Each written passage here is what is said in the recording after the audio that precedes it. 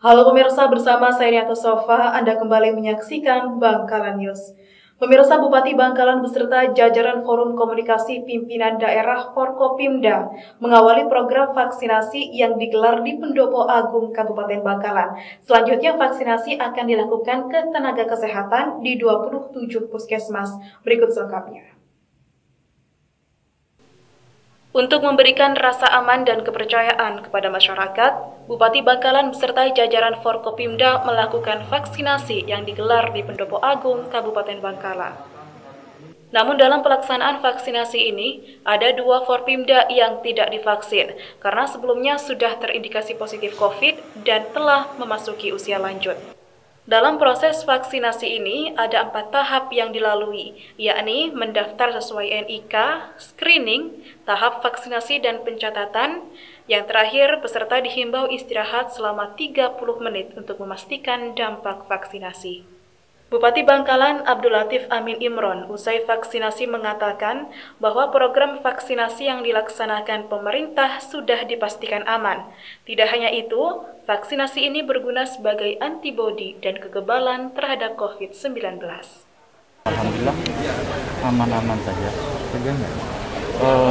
Enggak, cuma yang disuntik ini lama soalnya disuntik. Jadi alhamdulillah saya merasa tidak ada keluhan apa-apa.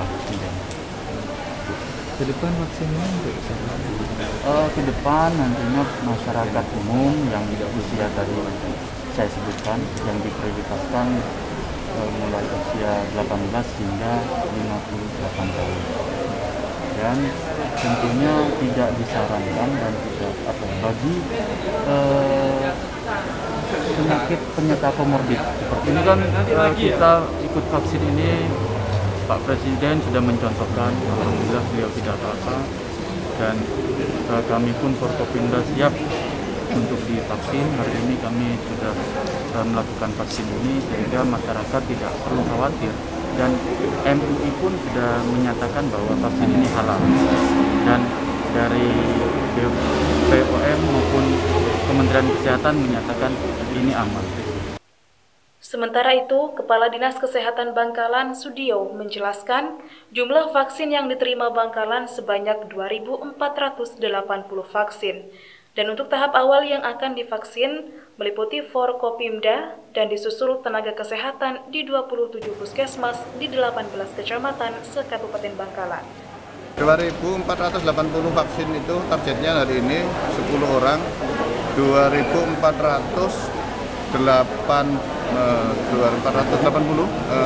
ya, itu kita distribusikan ke 27 vaskes yang ada di Kabupaten Bangkalan.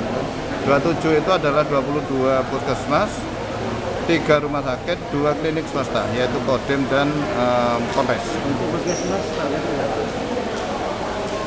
Saya kalau hitung-hitungannya tidak begitu hafal ya, tapi ini adalah fokus vaskes itu menangani vaskesnya sendiri, petugasnya. Jadi kita target mulai besok sudah action, Kamis, Jumat, insya Allah Sabtu itu sudah selesai, habis sudah 2.480 itu sudah. Jadi sudah kita buatkan list, puskesmas ini berapa sudah. Kekurangannya minggu depan, yang 1.400-an itu minggu depan. yang nakes itu lebihnya itu untuk masyarakat berapa?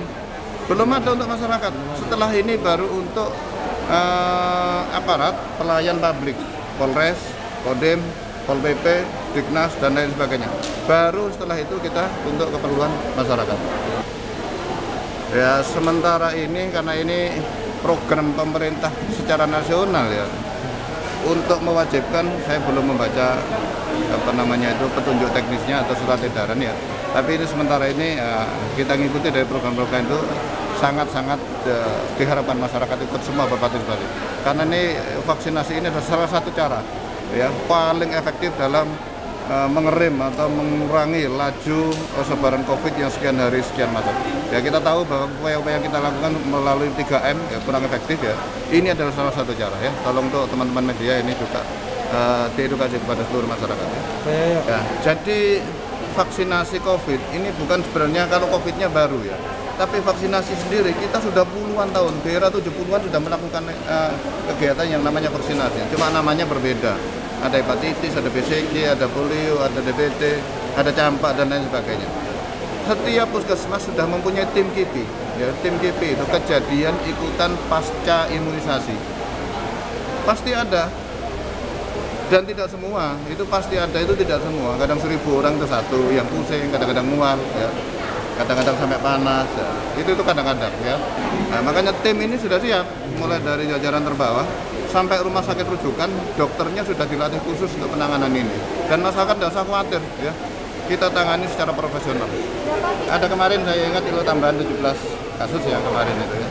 Terus meninggalnya 120 berapa itu, ya. Intinya secara nasional Jawa Timur, ya, kita sekarang itu sudah ranking ke 30 secara akumulasi, ya, angka, ya. Nasional ya, enggak, saya nggak hitung nasional, saya hitung Jawa Timur. Artinya kita masih di bawah sebenarnya itu, ya. Nomor 30 dari 38 kota kabupaten yang ada di Jawa Timur. Ya, tapi kematian kita jangan lupa masih 9%, ya. Masih tinggi.